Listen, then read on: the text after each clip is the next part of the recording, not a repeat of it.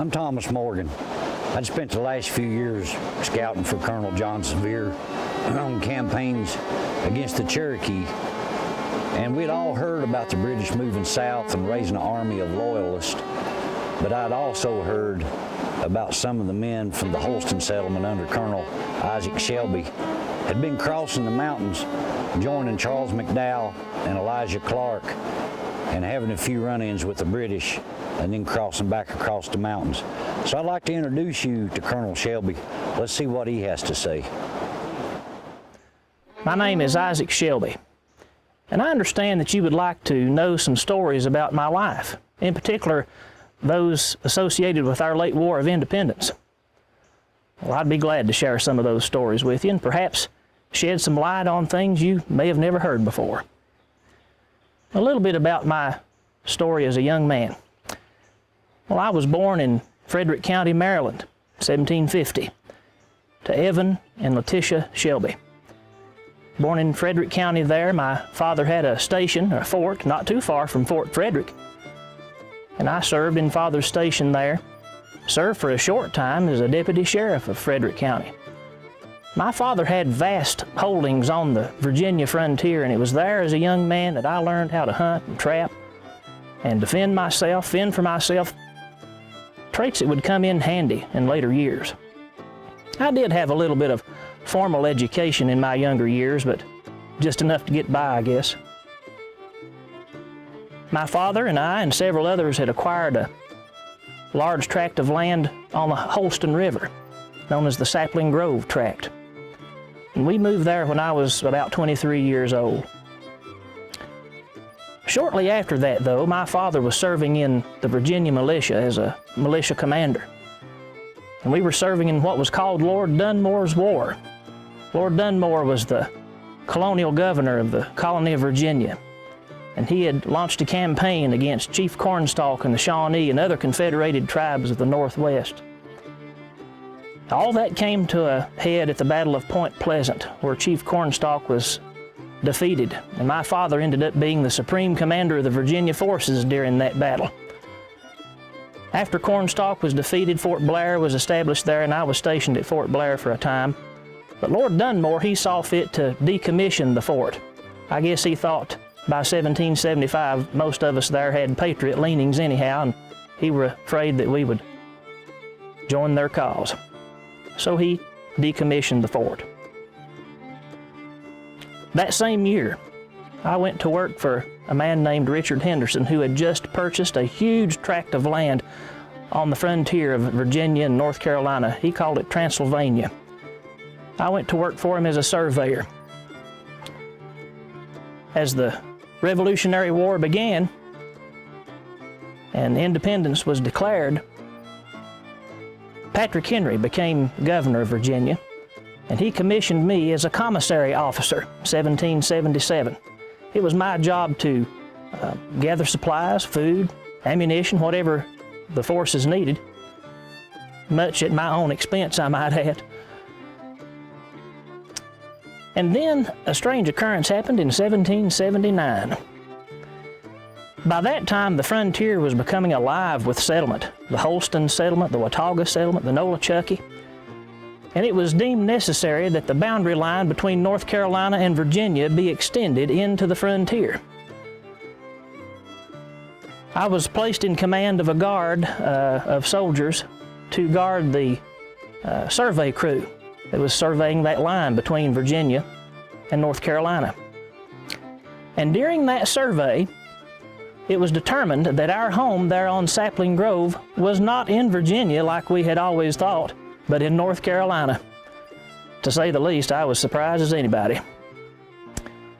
Well, North Carolina quickly acted and created Sullivan County, North Carolina, to encompass that area where we lived. And I was commissioned as a colonel of the Sullivan County Regiment of North Carolina Militia. Things were going along pretty nicely. 1780 rolled around. Things on the frontier had died down after the siege of Fort Watauga back in '76, when my good friend John Sevier and those there on the Watauga defended the fort. And so I turned my attention to the frontier on Kentucky. While I was working for Judge Henderson back in '75, I had scoped out an area that I really liked. And so in 1780, I was going back to survey that area and look more into it. And while we were there, surveying in the spring and early summer of 1780, we received word that Charlestown, South Carolina, had fallen to the British. We quickly came home to Sapling Grove, only to find a letter from Colonel Charles McDowell of Burke County, North Carolina, with an urgent plea for us to bring men over the mountains to aid them in their cause. You see, after the fall of Charlestown, the British were running amok in the Carolinas, heading north. And Charles McDowell was afraid that they would come in and start harassing that area. So I sent out the call to arms, and 200 volunteers answered the call. And we quickly went over the mountains to aid Charles McDowell. He had set up his camp on the Cherokee Ford, and we arrived mid-July. And not long after we had arrived, he received word that there was a loyalist force of men under the command of Patrick Moore at a place called Fort Thickety, sometimes called Fort Anderson. Patrick Moore was known to have committed atrocities in that community against women and children. And it was one thing to go and deal with him because of that, but it was an entirely different thing because they had a large stand of arms, plenty of ammunition, powder and shot, and lots of food, and we needed those things to advance our campaign against the British. And so myself and Elijah Clark from Georgia and William Cock from our part of the country up in the settlements went with 600 men to Fort Thickety. Now, Fort Thickety had been built years before to protect the settlements there from marauding Indians. But the Tories had taken command of it and had built a strong fortification there, built an abattis around it of sharpened sticks, and it was a well-fortified position. But we knew that we outnumbered them greatly, and so we drew up our lines of battle right outside the fortification. I sent William Cock up with a flag to talk to Patrick Moore. Of course, Patrick Moore said he would defend the fort to the last extremity. Well, that's when I had a thought. We drew our battle lines closer to the fort, we had the horses to prance about, and we had the men raise a ruckus and make a lot of loud noise. Well, that second show of force changed Patrick Moore's mind, and he capitulated the fort without firing a shot. And we left there with 250 stands of arms loaded with buck and ball, powder, shot, and plenty of provisions. There were 93 Tory militia there and 1 British sergeant major. Well, we certainly didn't want to be encumbered with them, so we paroled them and sent them on their way. As soon as we got back to McDowell's camp at the Cherokee Ford, spies had come in and told us that Patrick Ferguson, whom Lord Cornwallis had given command of the Western Loyalist militia, was moving about in that area. And so we were sent out to spy on his movements. And as soon as we found his position, we decided that we would draw battle lines right there. And it was a place called Cedar Spring. And we engaged Ferguson's men right there at Cedar Spring, and it became a running battle all the way back to Wofford's Iron Works, where we drew up another battle line and had another small skirmish there. Now, it was during this running battle that I noticed the tenacity and the efforts of Elijah Clark from Georgia. This man would fight like no other I had ever seen before. He was wounded twice by a saber in his head and continued to fight on. And I knew right then that I wanted Elijah Clark by my side throughout this campaign. After the skirmishes at Cedar Spring, Wofford's Iron Works, we had another small skirmish at a place called the Peach Orchard. And after that, Ferguson realized that he could not pin us down.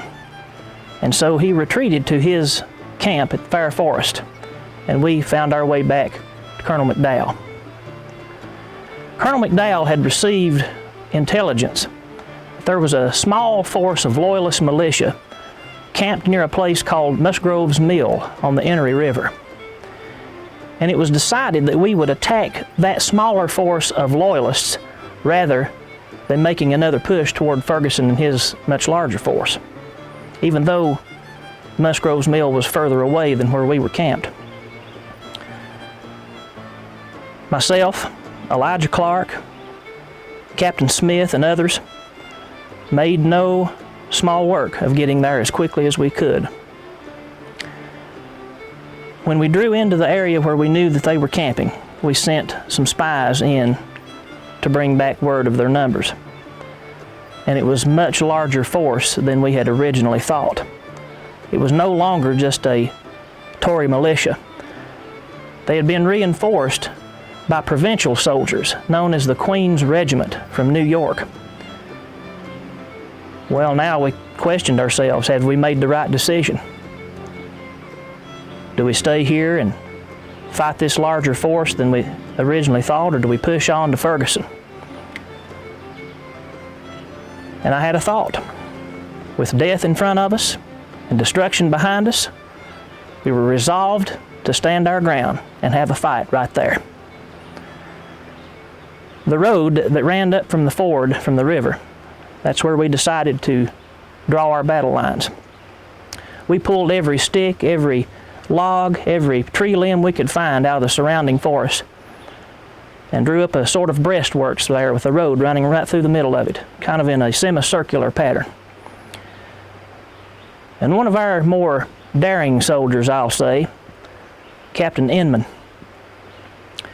he had a bold plan that he and some horsemen would ride down to the British camp and fire upon them and entice them into our trap. Sounded pretty good to me. And so he did that, and friends, it worked. He fired upon those British and Tory soldiers, and they commenced to firing after them and coming into battle. Well, they knew that they would have won the day at the end of it until they saw our battle lines. Then they formed their battle lines, and when they got within 40 yards of our breastworks there, we opened fire, a devastating fire into them. They staggered back and were just about ready to fall, but they were able to regroup. By this time, we were firing at will, and it kind of developed into some chaos there, hand-to-hand fighting. We just about thought we were going to have to retreat when it seemed that Providence was on our side, and their commander, Ennis, fell dead in battle. And we took that opportunity to charge forward into the men, screaming our heads off. The British and the Tories didn't know what hit them, and all they could do was retreat. We ran them all the way back to the river, and there we stopped, and they continued to run, and we had carried the day at Musgrove's Mill. We knew that Ferguson would hear about this before long, and so we retreated back to McDowell's camp. And McDowell had a sullen look on his face. He had just received word